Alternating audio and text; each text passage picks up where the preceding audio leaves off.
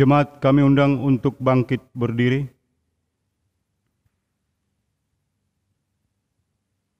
Marilah kita berdoa memohon pengampunan dosa kita.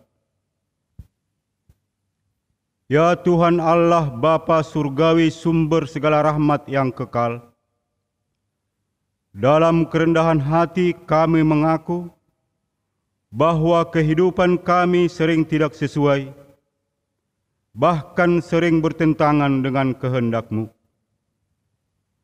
Secara sadar atau tidak, kami sering menimbulkan perselisihan di antara kami. Kami juga sering lupa mendoakan sesama dan merasa enggan untuk memberi nasihat sesuai dengan kebenaran firman-Mu. Pikiran kami lebih banyak tertuju untuk kepentingan diri sendiri. Bahkan kami sering berupaya untuk mempengaruhi serta memperalat orang lain demi pemenuhan keinginan sendiri. Tanggung jawab kami sebagai anggota jemaat, anggota keluarga, warga masyarakat sering kami lupakan. Bahkan kami sering dengan sadar dan sengaja melalaikannya. Kami telah berbuat dosa kepadamu, serta kesalahan terhadap sesama kami. Kehadapan-Mu yang kudus, kami kini mengaku dosa-dosa kami. Ya Tuhan, ampunilah dosa dan kesalahan kami. Berilah kami kekuatan melalui Roh Kudus-Mu, sehingga kami dapat semakin mengasihi Engkau dan sesama kami, serta mampu melawan segala godaan iblis. Di dalam nama anak-Mu Yesus Kristus, kami memohon keampunan dosa kami. Amin. Dengarkanlah firman Allah. Berita anugerah janji Allah tentang pengampunan dosa. Hanya sesaat lamanya aku meninggalkan engkau, tetapi karena kasih sayang yang besar, aku mengambil engkau kembali. Dalam murka yang meluap, aku telah menyembunyikan wajahku terhadap engkau sesaat lamanya. Tetapi dalam kasih setia abadi, aku telah mengasihi engkau, firman Tuhan penebus-Mu. Segala kemuliaan bagi Allah di tempat yang maha tinggi. Amin. Jemaat, silakan duduk kembali. Kembali kita bernyanyi dari Gedung Jemaat nomor 440, ayat pertama, kedua, dan ketiga.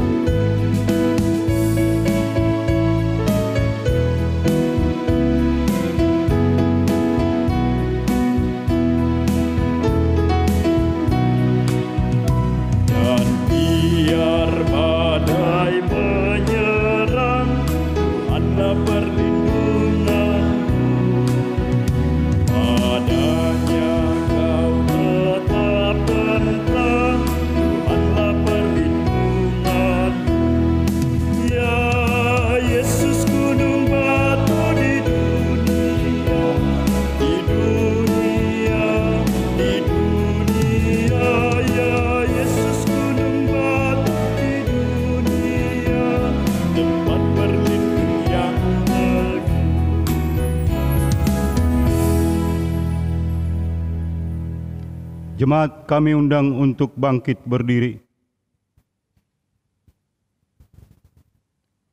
Marilah kita sama-sama mengikrarkan pengakuan iman kita bersama-sama dengan orang percaya di segala tempat, di sepanjang zaman dan masa. Aku percaya kepada Allah, Bapa yang Maha Kuasa, Khalik langit dan bumi. Aku percaya kepada Yesus Kristus, Anak-Nya yang tunggal Tuhan kita, yang dikandung daripada Roh Kudus, lahir dari anak darah Maria, yang menderita di bawah pemerintahan Pontius Pilatus, disalibkan, mati dan dikuburkan, turun ke dalam kerajaan maut. Pada hari yang ketiga, bangkit pula dari antara orang mati, naik ke sorga, duduk di sebelah kanan Allah, Bapa yang Maha Kuasa, dan akan datang dari sana untuk menghakimi orang yang hidup dan yang mati. Aku percaya kepada Roh Kudus, gereja yang kudus dan am, persekutuan orang kudus, pengampunan dosa, kebangkitan daging, dan hidup yang kekal. Amin. Jemaat kami persilakan duduk kembali. Untuk menyambut firman Tuhan yang dibawakan oleh pendeta kita, Pendeta Dedi Roni Purba STH, kita bernyanyi dari Kidung Jemaat nomor 8 ayat 1, 6 dan ke-7.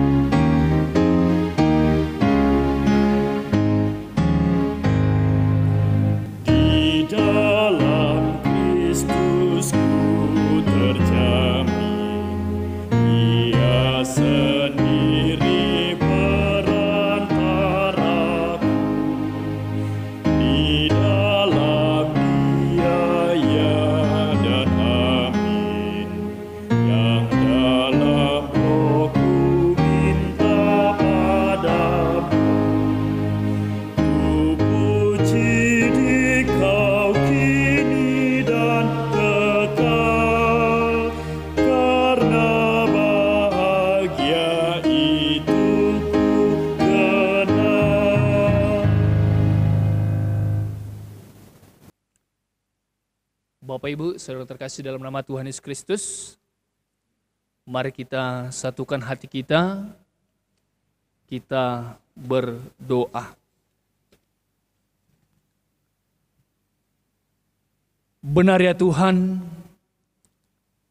betapa kami sungguh berbahagia dan bersuka cita penuh ketika Tuhan masih mengizinkan kami untuk beribadah kembali, menaikkan pujian kami. Sebentar ya Bapa di surga, kami ingin mendengarkan kebenaran daripada firman-Mu.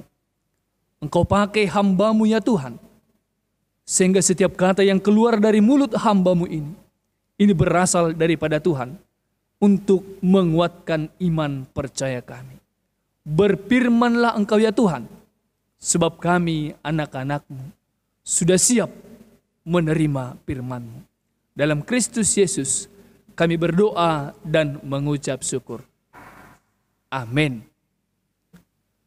Baik Bapak Ibu Saudara yang dikasihi oleh Tuhan Yesus Kristus, mari kita ambil Alkitab kita buka firman Tuhan yang tertulis dari kitab Wahyu, pasalnya yang ke-12 dimulai dari ayat yang ke-10 sampai dengan ayatnya yang ke-12. Saya akan bacakan untuk kita semua, saudara sekalian mengikuti di dalam hati. Beginilah firman Tuhan. Nyanyian kemenangan. Dan aku mendengar suara yang nyaring di sorga berkata, sekarang telah tiba keselamatan dan kuasa dan pemerintahan Allah kita dan kekuasaan Dia yang diurapinya. Karena telah dilemparkan ke bawah pendakwa saudara-saudara kita yang mendakwa mereka siang dan malam di hadapan Allah kita. Dan mereka mengalahkan Dia oleh darah anak domba dan oleh perkataan kesaksian mereka, karena mereka tidak mengasihi nyawa mereka sampai ke dalam maut. Karena itu bersukacitalah, hai sorga dan hai kamu sekalian yang diam di dalamnya. Celakalah kamu, hai bumi dan laut, karena iblis telah turun kepadamu dalam geramnya yang dahsyat, karena ia tahu bahwa waktunya sudah singkat. Sampai di situ pembacaan firman Tuhan. Shalom Bapak Ibu Saudara terkasih. Saya berharap semua kita dalam keadaan bersukacita, sebab Tuhan masih mengizinkan kita berkumpul kembali bersama keluarga kita dalam ibadah hari ini. Saudara dikasihi Tuhan, lang nahap kontene Bapak Inang. Tidak terasa bulan ini merupakan bulan ketiga kita harus beribadah di rumah masing-masing. Mungkin kita berbeda pemahaman. Saya lebih suka di gereja. Mungkin ada orang mengatakan saya lebih suka beribadah di rumah. Atau mungkin ada juga saudara-saudara kita yang pada saat ini juga beribadah, boleh saja di luar rumah, di halaman, di ladang, di mana saja. Tentu hal ini tidak mengurangi sukacita untuk mendengarkan beribadah kepada Tuhan. Saudara dikasihi oleh Tuhan, berbicara soal kitab Wahyu, ini merupakan suatu penglihatan Yohanes ketika dia terbuang ke Pulau Patmos. Memang harus kita akui, saudara dikasihi oleh Tuhan, sulit rasanya bagi kita memahami kitab Wahyu. Kalau kita baca secara keseluruhan, mulai dari pasalnya yang pertama sampai pasalnya yang ke-22, ternyata begitu susahnya kita memahami. Sebab apa? Banyak mengandung lambang-lambang, banyak mengandung angka, banyak mengandung tanda, sehingga sulit bagi kita untuk memahami firman Tuhan terkhusus dalam kitab Wahyu. Oleh sebab itu, tak bisa dipungkiri begitu banyak para penafsir mencoba menggali apa yang dimaksud oleh kitab Wahyu bagi kita. Bani semahata simalungun disobut do anggo Wahyu pangukapon, menyingkapkan yang terselubung. Buni ope iya tapi dukosi ibuka talarma haganupan ahado nagabe maksud nebata si padason itongah-tongata. Saudara kasih Tuhan, walaupun demikian ini merupakan penglihatan Yohanes ketika terbuang ke Pulau Patmos. Ada satu hal yang utama yang disampaikan bagi kita hari ini. Apakah itu? Ternyata penglihatan Yohanes di sini merupakan suatu jawaban bagi orang Kristen pada saat itu. Jawaban apa? Di mana ketika orang-orang Kristen pada pemerintahan Kaisar Romawi yang dimulai daripada Kaisar Nero sampai dengan Kaisar Domitianus, ternyata penderitaan yang dialami oleh Kristen sungguh beraneka ragam. Mereka disiksa, mereka dikejar, bahkan mereka sampai dibunuh. Dalam kondisi seperti ini Bapak Ibu Saudara terkasih, berbeda kaisar, berbeda cara kepemimpinannya. Ketika Kaisar Nero di dalam kepemimpinannya membakar kota, menindas orang-orang Kristen, mengkambing hitamkan orang Kristen sebagai penyebabnya. Bahkan kalau kita lihat Kaisar Domitianus yang sudah menganggap dirinya sebagai dewa, sebagai Allah yang harus disembah pada saat itu. Sehingga hal ini membawa penderitaan bagi orang Kristen pada saat itu. Itu sebabnya benar firman Tuhan melalui kitab Wahyu ini merupakan suatu jawaban yang diinginkan oleh orang Kristen pada saat itu. Ketika Kaisar Domitianus menganggap dirinya sebagai dewa, sebagai Allah, sebagai orang yang nomor satu. Adakah orang yang seperti ini berada di tengah-tengah kita saat ini Bapak Ibu Saudara terkasih? Adakah di antara kita yang saat ini menganggap dirinya paling unggul, paling hebat, bahkan dia menganggap orang lain itu rendah? Saudara dikasihi oleh Tuhan, sering sekali, dan kita harus menyadari, memang kita berbeda secara pengetahuan, berbeda soal harta, berbeda soal pendidikan, tapi janganlah itu kita jadikan jalan bagi kita untuk merendahkan orang lain, apalagi memaksa orang lain supaya tunduk di hadapan kita. Saudara dikasihi oleh Tuhan, jawaban apa yang dilihat oleh Yohanes yang diinginkan orang Kristen pada saat itu? Ternyata jelas di dalam ayat yang ke-10 sampai dengan ayatnya yang ke-11 dikatakan Bapak Ibu Saudara terkasih, sekarang telah tiba keselamatan dan kuasa dan pemerintahan Allah kita dan kekuasaan Dia yang diurapinya.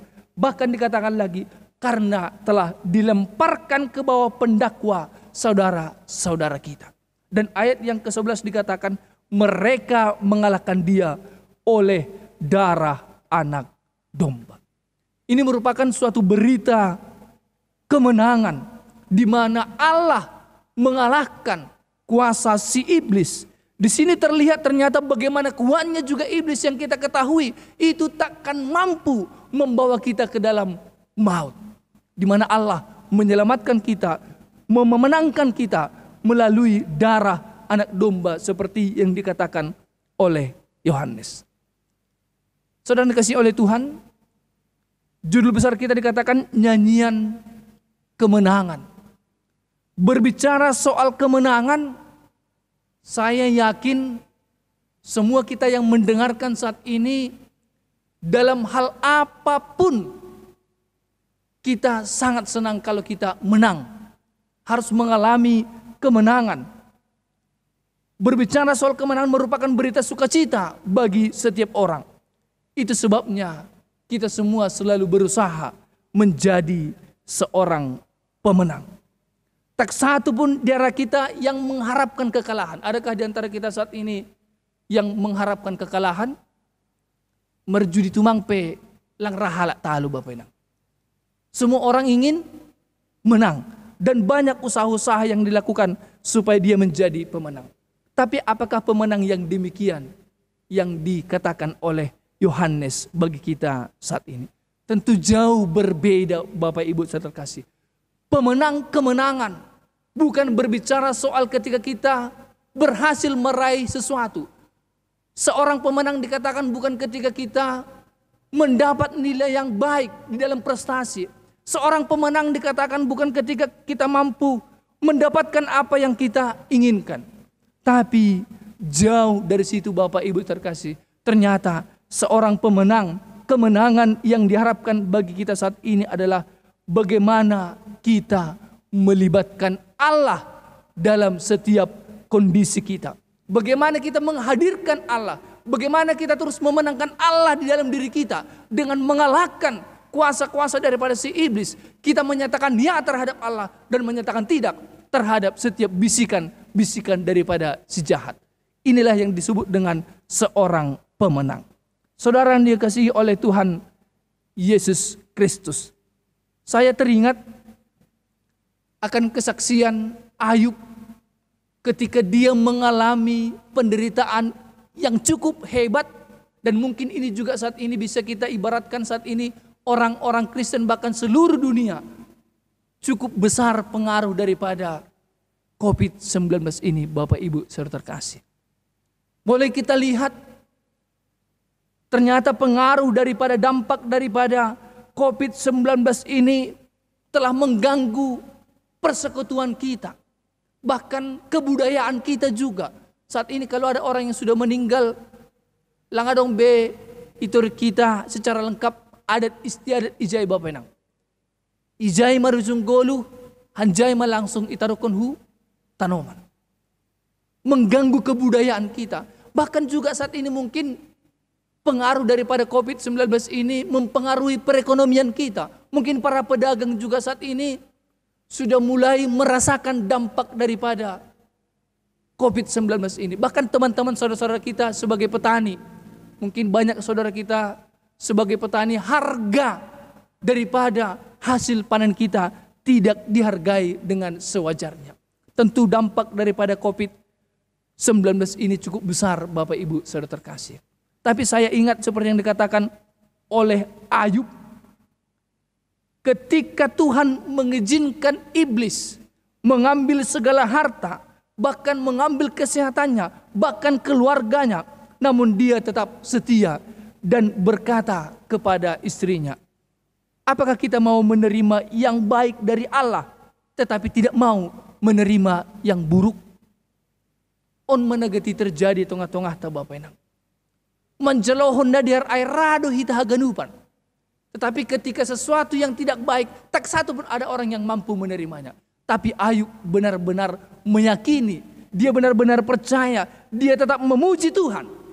Bahkan dia berkata, kita harus mampu menerima yang baik dan yang tidak baik. Sebab segala sesuatu akan mendatangkan kebaikan bagi kita. Saudara yang dikasihi oleh Tuhan, di sini juga Yohanes mengingatkan kepada kita, ending daripada penglihatan Yohanes itu adalah berita keselamatan, di mana Allah mengalahkan iblis. Maka Yohanes berkata, melalui penglihatannya, karena itu bersukacitalah, hai sorga, dan hai kamu sekalian yang diam di dalamnya. Berarti manusia akan menerima apa yang patut dia terima sesuai dengan iman dan kepercayaannya.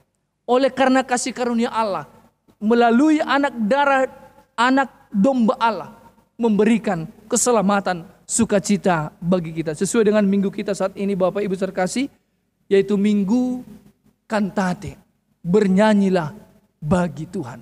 Ternyata orang yang mampu bernyanyi bagi Tuhan hanyalah orang yang dekat, orang yang percaya, orang yang mengandalkan Tuhan. Hanya orang yang demikian mampu menyanyikan nyanyian kemenangan, nyanyian yang sesungguhnya yang dialamatkan kepada Tuhan. Mungkin saja kita memiliki suara yang indah, mungkin saja kita memiliki talenta, tetapi ketika kita tidak berikan itu sesuai dengan iman kita, maka itu sama saja hanya untuk menyenangkan diri kita, bukan menyenangkan Allah.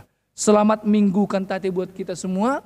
Mari kita naikkan nyanyian kepada Tuhan dari rasa syukur dan dari iman percaya kita. Kita bersatu di dalam doa. Terima kasih Bapa di surga untuk setiap penyertaan-Mu di dalam kehidupan kami. Kami diingatkan agar kami tetap mampu menerima yang baik dan yang tidak baik terjadi di dalam kehidupan kami. Kami percaya ketika Tuhan mengizinkan sesuatu yang tidak kami inginkan terjadi, ada Tuhan yang selalu bersama-sama dengan kami. Sama halnya seperti Ayub, ya Tuhan, Dia selalu mampu memuji Tuhan. Dia selalu menaikkan doding puji-pujian ketika situasi yang dia alami sangat mencekam. Kami percaya Tuhan, jemaat Tuhan juga saat ini dimampukan untuk menaikkan pujian dari iman kami. Terima kasih Bapa di surga. Hanya dalam Kristus Yesus kami berdoa dan mengucap syukur. Amin. Saudara yang dikasihi oleh Tuhan, saat ini kita akan mengumpulkan persembahan kita. Sebelum kita mengumpulkan persembahan, marilah kita mendengarkan firman Tuhan yang menjadi dasar bagi kita untuk memberikan persembahan yang tertulis dalam Mazmur 50 ayat 23. Siapa yang mempersembahkan syukur kepada kurban, ia memuliakan aku. Sekarang marilah kita mengumpulkan persembahan kita.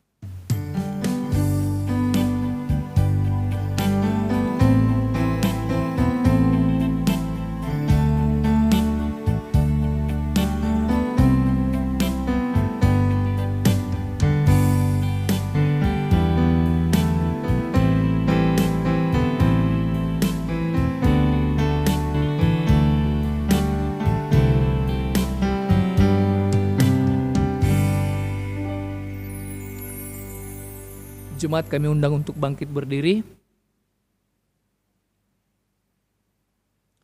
Marilah kita berdoa untuk menyerahkan persembahan kita kepada Tuhan. Ya Tuhan Allah pemilik segenap kehidupan, kami bersyukur kepadamu atas pemeliharaan, tuntunan dan penyertaan-Mu. Engkau memberikan makanan, pakaian, dan segala kebutuhan kami. Sebagai ucapan syukur, kami datang membawa persembahan yang sesungguhnya berasal daripadamu. Kiranya Engkau menguduskan dan memberkatinya, agar menjadi persembahan yang harum dan kudus untuk kemuliaan nama-Mu. Kami memohon, kiranya berkat-Mu semakin berkelimpahan dalam kehidupan kami. Kiranya Roh Kudus mengajari kami, supaya semakin tulus mempersembahkan hidup dan segenap yang kami miliki untuk kemuliaan nama-Mu. Terimalah doa persembahan kami di dalam nama Yesus Kristus, Juru Selamat kami. Amin. Hujan berkat kan tercurah. Hujan berkat kan tercurah, itulah janji segar dari surga, dan diberi penebus. Hujan berkat, itu yang kami perlu. Sudah menetes berkat-Mu, biar tercurah penuh. Bapa kami yang di surga, dikuduskanlah nama-Mu. Datanglah kerajaan-Mu, jadilah kehendak-Mu di bumi seperti di surga. Berikanlah kami pada hari ini makanan kami yang secukupnya. Dan ampunilah kami akan kesalahan kami, seperti kami juga mengampuni orang yang bersalah kepada kami. Dan janganlah membawa kami ke dalam pencobaan, tetapi lepaskanlah kami daripada yang jahat.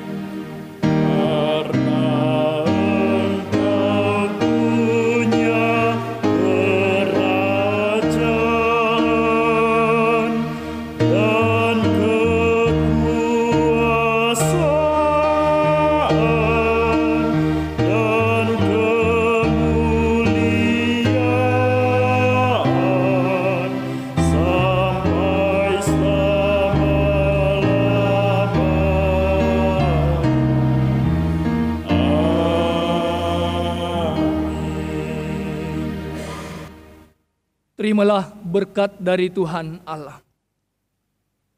Tuhan memberkati engkau dan melindungi engkau. Tuhan menyinari engkau dengan wajah-Nya dan memberi engkau kasih karunia. Tuhan menghadapkan wajah-Nya kepadamu dan memberi engkau damai sejahtera. Amin.